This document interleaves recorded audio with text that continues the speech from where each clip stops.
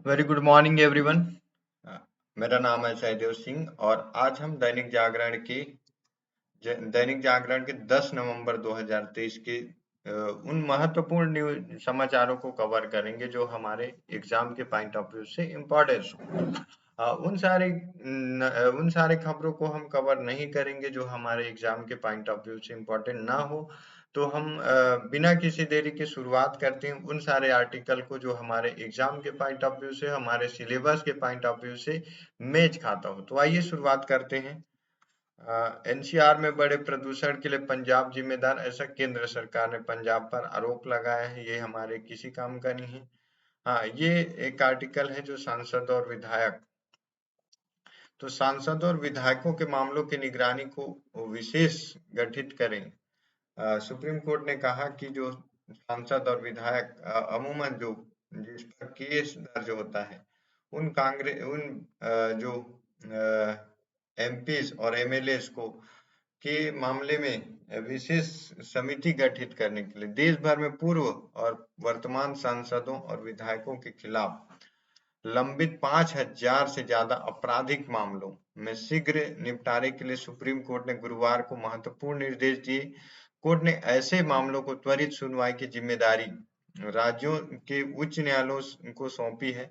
Supreme court ने उच्च न्यायालयों से कहा है कि वह विशेष पीठ का गठन करे करके ऐसे मामलों की शीघ्र सुनवाई और निपटारे की निगरानी करे जिन मामलों में मृत्युदंड या उम्र कैद की सजा का प्राविधान है। उन पर प्राथमिकता के आधार पर सुनवाई की जाए। सुप्रीम कोर्ट ने हाई कोर्ट के मुख्य न्यायाधीशों को सांसद या विधायकों के खिलाफ लंबित आपराधिक मामलों की निगरानी के लिए स्वतः संज्ञान लेकर केस दर्ज करने का भी निर्देश दिया है। प्रधान न्यायाधीश डीवाई चंद्रचूड़ की अध्यक्षता वाली 3 सदस्यीय पीठ ने वकील अश्वनी स्वाध्याय की याचिका पर ये निर्देश दिए हैं। उपाध्याय की याचिका 2016 से लंबित है। याचिका में पूर्व और वर्तमान सांसदों विधायकों के खिलाफ लंबित आपराधिक मुकदमों का निपटारा एक साल में करने की मांग की गई थी। याचिका में दूसरी मांग दोषी ठहराए गए सांसदों विधायकों के चुनाव लड़ने पर आजीवन प्रतिबंध की है, जिस पर कोर्ट बाद में सुनवाई करेगा। सुप्रीम कोर्ट ने कहा है कि आपराधिक मामलों की सुनवाई में बहुत बहुत से स्थानीय पहलू होते हैं। उचित होगा कि ऐसे मामलों में शीघ्र निपटारे की निगरानी संबंधित हाई कोर्ट करे, क्योंकि उसके पास ट्रायल कोर्ट की निगरानी शक्ति है। हाई कोर्ट एक विशेष पीठ गठित करेंगे और स्वतः संज्ञान के केस टाइटल के मामले को सुनवाई पर लाएंगे और तथा पूर्व व वर्तमान सांसदों विधायकों के खिलाफ एमपी एमएलए विशेष अदालत में चल रहे मुकदमों की शीघ्र निगरानी की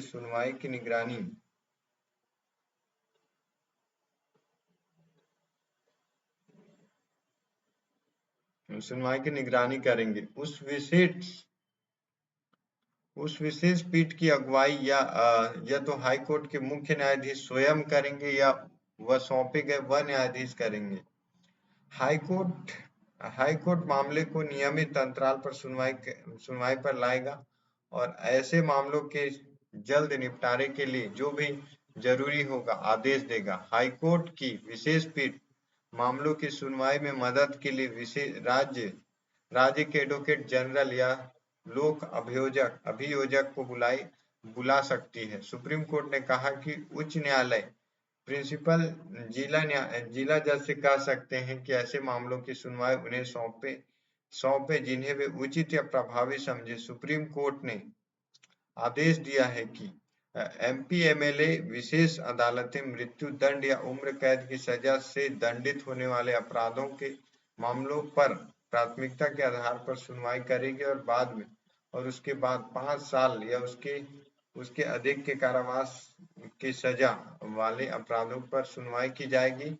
विशेष अदालत बहुत जरूरी मामलों में ही सुनवाई स्थगित करेगी। सुप्रीम कोर्ट ने हाई कोर्टों से कहा है कि वेबसाइट पर ऐसे मुकदमों का वर्षवार, विषयवार और मुकदमों में स्थित स्थिति का ब्यौरा करें। तो सुप्रीम कोर्ट ने उन एमएलए और एमपीज के विरुद्ध विरुद्ध जो दायर जो केसेस हैं उस फाइलों को ओपन करने के लिए हाई कोर्ट को बोला है, और साथ में कहा गया है कि उनकी सुनवाई निरंतर होनी चाहिए। बहुत जरूरी काम या बहुत जरूरी विशेष याचिका दायर हो जाती है तब उसको ब्रेक दे, नहीं तो उसकी तुरंत जो है रिपोर्ट केंद्र को या सुप्रीम कोर्ट में देने के लिए कहा है। क्योंकि कई ऐसे एमपी और एमएलए सेलेक्ट हो जाते हैं चुनाव में, चुनाव के द्वारा सेलेक्ट होते हैं, जो कि जिनके खिलाफ कई आपराधिक मामले दर्ज रहते हैं और वे अपने लोग विशेषाधिकार के कारण बचे रहते हैं, उन पर कार्यवाही नहीं होती है। तो ऐसे अपराधियों का पवित्र संसद में इंटर को रोकने के लिए, प्रवेश को रोकने के लिए ऐसा कदम सुप्रीम कोर्ट के द्वारा उठाया गया है। एक रिपोर्ट के मुताबिक मामले सांसदों विधायकों के विरुद्ध 5,175 आपराधिक मामले हैं लंबित। मामले की सुनवाई में सुप्रीम कोर्ट की लंबित मदद कर रहे वरिष्ठ वकील विजय हसारिया की 14 नवंबर 2022 को दाखिल रिपोर्ट के मुताबिक देश भर के पूर्व व वर्तमान सांसदों विधायकों के खिलाफ कुल 5,175 आपराधिक मामले लंबित हैं। इनमें से 2,116 5 साल से अधिक ज्यादा से लंबित है। शीर्ष अदालत ने कहा कि इन मामलों का हमारे राजनीतिक लोकतंत्र पर सीधा असर पड़ता है, इसलिए यह सुनिश्चित करने के लिए हर संभव प्रयास करने की आवश्यकता है कि इन मामलों को प्राथमिकता के आधार पर लिया जाए और शीघ्रता से उसका निर्णय किया जाए। तो जो ऐसे एमपी और एमएलए हैं जो जिनका जो है आपराधिक रिकॉर्ड रहा है, उनके खिलाफ एक्शन लिया जाए और तुरंत जो है उसके खिलाफ टास्क फोर्स बिठाया जाए, ताकि जो है ऐसे फिर अपराधियों का प्रवेश जो है संसद में ना हो पाए, लोकतंत्र की रक्षा हो पाए। तो ये जो है ये आर्टिकल बहुत इंपॉर्टेंस है एमपी और एमएलए के कोड ऑफ कंडक्ट के नजरिए से। अब एक वन लाइनर फैक्ट के रूप में जान सकते हैं हम लोग कि कतर में 8 पूर्व नौ सैनिकों को, इससे पहले हमने भी इसके बारे में पढ़ा है कि 9 पूर्व सैनिकों को फांसी की सजा दी थी, जिसमें भारत सरकार ने जो है उस सत्ता के विरुद्ध दायर याचिका कर दी है। अब आगे क्या सुनवाई होता है बाद में पता चलेगा।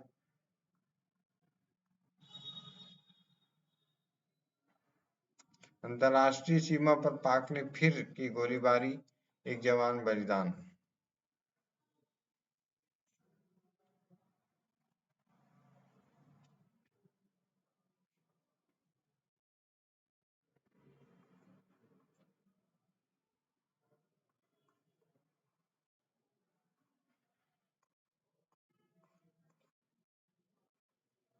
अब इधर कुछ खास इम्पोर्टेंट आर्टिकल हमारे लिए नहीं है जो हमारे एग्जाम में इम्पोर्टेंट प्रश्न बने उससे।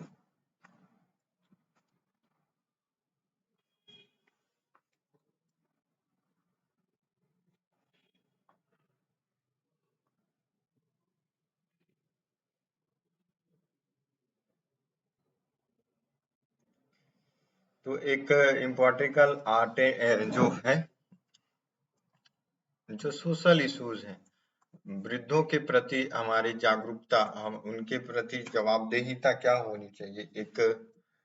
एक परिवार के सदस्य होने के नाते, एक देश के नागरिक होने के नाते, एक संसद में जो प्रतिनिधि है उनके होने के नाते जो संसद का क्या जवाबदेही बनती है।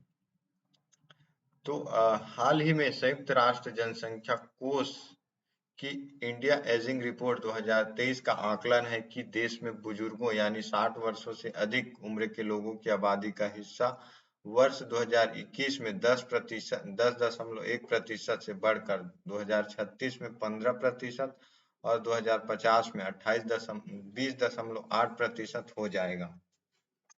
मतलब 2036 तक 15% और 2050 तक 20% इस प्रकार वर्ष 2050 तक संपूर्ण विश्व में प्रत्येक 6 लोगों में से एक भारत का निवासी होगा तथा चीन एकमात्र ऐसा देश होगा जहां सबसे अधिक जनसंख्या में बुजुर्ग होंगे। अभी दुनिया में 5 ऐसे देश हैं जहां 65 वर्ष से अधिक उम्र के बुजुर्गों की संख्या सर्वाधिक है। जापान में बुजुर्गों की संख्या 29.1% है, इटली में 24.5, फिनलैंड में 23.6%, पुर्तगाल एवं ग्रीस में 21% है। जापान दुनिया का इकलौता देश है जहां बुजुर्गों के लिए अलग से मिनिस्ट्री ऑफ लोनलीनेस है, जहां 10% से अधिक आबादी 80 वर्ष या उससे अधिक उम्र के बुजुर्गों की है। वृद्धावस्था मानवीय जीवन की अनिवार्य परिणति है। बढ़ती हुई वृद्धों की आबादी का सूक्ष्म तथा स्थूल दोनों ही स्तरों पर महत्वपूर्ण अर्थ है। इसके बहुतेरे गंभीर सामाजिक और आर्थिक संकेत हैं।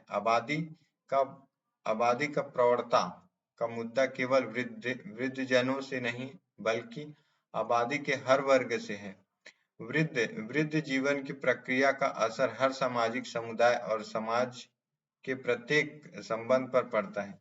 जीवन की औसत आयु में वृद्धि के कारण वृद्धों की आबादी का बढ़ता एक वैश्विक परिदृश्य है। परंतु भारत जैसे विकासशील देशों में भी यह उभरती हुई समस्या है। भारत बहुलतावादी देश है, इसलिए यहाँ वृद्धों की समस्याएं भी विविधताओं से भरी है। संस्कृति, भाषा, आर्थिक स्थिति, रहन-सहन, जीवन प्रणाली, गांव, नगर, जाति, लिंग, रहन-सहन, रूढ़ियां आदि की विभिन्नताएं वृद्ध जीवन को कई प्रकार से प्रभावित करते हैं। भारत में वृद्धों की बढ़ती आबादी के साथ उनसे जुड़ी गंभीर पारिवारिक एवं सामाजिक समस्याओं से आज हम सब लड़ रहे हैं। वृद्धावस्था एक सामाजिक, आर्थिक एवं मनोवैज्ञानिक समस्या के रूप में मौजूद है। वृद्धों की सबसे बड़ी समस्या अकेलेपन की है। इस अकेलेपन के साथ भावनात्मक लगाव की कमी समस्या को और भी जटिल बना देता है। एक सर्वेक्षण के अनुसार भारत में 30 में से 50% बुजुर्गों में ऐसे लक्षण देखे गए हैं जो उन्हें अवसाद का शिकार बनाते हैं। अवसाद का गरीबी, खराब स्वास्थ्य और अकेलेपन से गहरा संबंध है। कभी-कभी वृद्ध व्यक्ति बुजुर्गियत को स्वीकार न कर विद्रोही तेवर अख्तियार कर बुढ़ापे को सामाजिक कलंक मान लेता है। विधवा विधवा या विदुर अलगाव, सामाजिक प्रतिष्ठा में कमी, पदेन शक्ति की कमी, नाते रिश्तेदारों में सामाजिक सहारे का अभाव, व्यवस्था विस्थापन, अपर्याप्त पारिवारिक समर्थन तथा देखरेख करने वालों का अभाव आदि बुढ़ापे में सामाजिक बीमारी के सामान्य अंग है। वैसे तो भारतीय समाज में वृद्धों को पारंपरिक रूप से उच्च सामाजिक मान मर्यादा मिलती है। शादी, विवाह, शिक्षा, आर्थिक मुद्दे आदि महत्वपूर्ण विषयों पर उनकी राय ली जाती है, लेकिन सामाजिक में आधुनिकीकरण के कारण यह स्थिति तेजी से बदल रही है। परिवार के युवा अपने संघर्ष की राह चलते हुए शहरों की तरफ कूच कर जाते हैं, जिसके कारण परिवार के बुजुर्गों से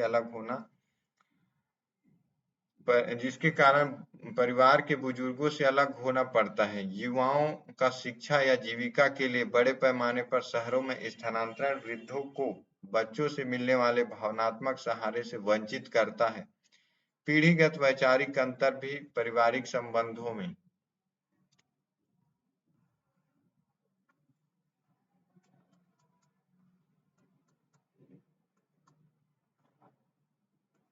सामंजस्य नहीं होने के बुनियादी कारण है, जिसका सबसे ज्यादा दुष्परिणाम बुजुर्गों को भुगतना पड़ता है। भारत दुनिया में अपने संबंधों की आत्मीयता और गरिमा के लिए जाना जाता है। व्यक्ति अपना संपूर्ण जीवन अपने बच्चों के लिए होम कर देता है, किंतु एक दिन वही बच्चे उसे त्याग देते हैं या उसकी उपेक्षा करने लगते हैं। जीवन की इससे बड़ी त्रासदी और क्या हो सकती है, जिसके लिए सारा उम्र एक जाया करते हैं। कोई भी माता पिता बुजुर्ग जो है अपने बच्चों के लिए सारा उम्र खपा देते हैं, लेकिन एक दिन ऐसा आता है कि वही बच्चे उनके लिए एक त्रासदी का कारण बन जाते हैं। असफलता की अंधी दौड़ में हम बेतहाशा भाग रहे हैं। आखिर रुकने के बाद हमें मिलेगी क्या? बुजुर्गों के लिए परिवार का अर्थ आत्मीयता, घनिष्ठता एवं सुरक्षा है, जिसका विकल्प राज्य द्वारा उत्तम प्रयास, सुविधाएं एवं योजनाओं के सहारे पर नहीं बनाया जा सकता।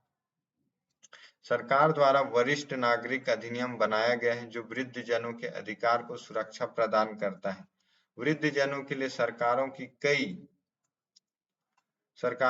कई लाभकारी एवं कल्याणकारी योजनाएं चल रही हैं। कई स्वयंसेवी संगठन इस दिशा में सक्रिय और आर्थिक पहल कर रहे हैं, लेकिन वृद्ध जनों का सबसे सुरक्षित परिवेश संयुक्त परिवार है। 21वीं सदी को संयुक्त परिवार के विघटन के तौर पर भी माना जाएगा। आज परिवार की संकल्पना ही बदल चुकी है। एकल परिवार की विसंगतियों का सबसे बड़ा दुख परिवार के बुजुर्गों को झेलना पड़ता है। परिवार समाज की प्राथमिक इकाई होती है। परिवार के हर सदस्य का कर्तव्य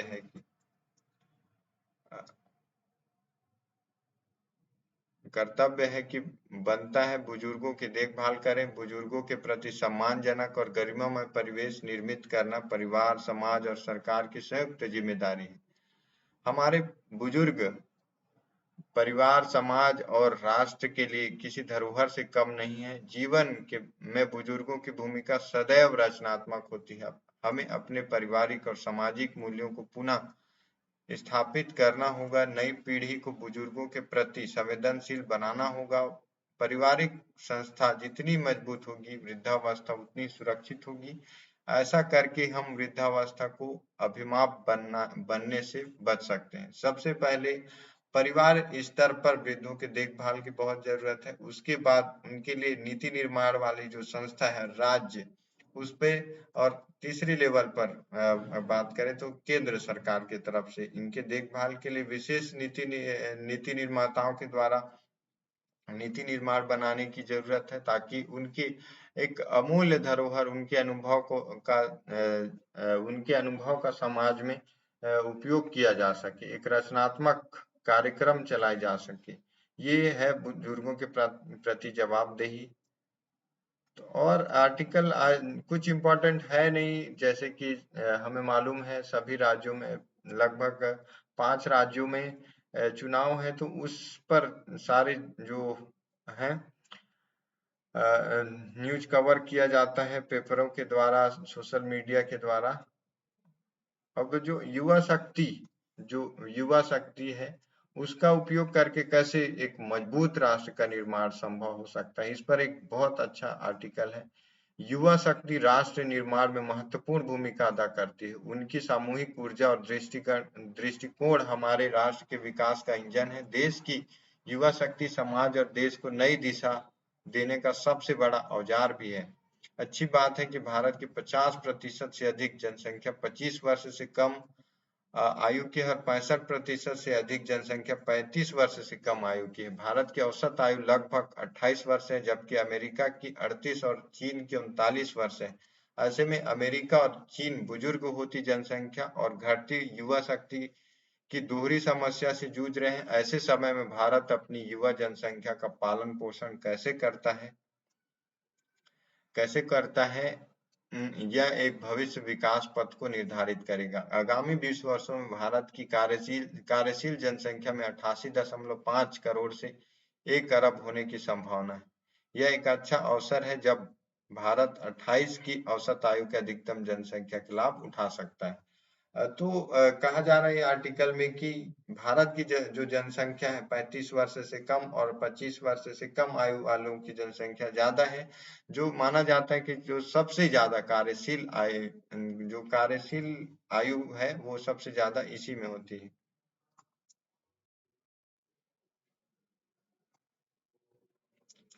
जिसमें लगभग 2045 तक जारी रहने की आशा है। अब तक भारत जनसंख्या वृद्धि को स्थिर को प्राप्त कर लेगा। यही वजह है कि वर्ष 2020 से 45 को भारतीय अर्थव्यवस्था को स्वर्ण काल माना जा रहा है, जिसमें युवाओं की भूमिका मुख्य होगी और यही नीतिगत उपाय अपनाने होंगे, तो यह युवा लोग अपना रचनात्मक बदलाव से भारत की अर्थव्यवस्था में विविधता लाकर उच्च वृद्धि दर बनाए रखने में सफल होंगे।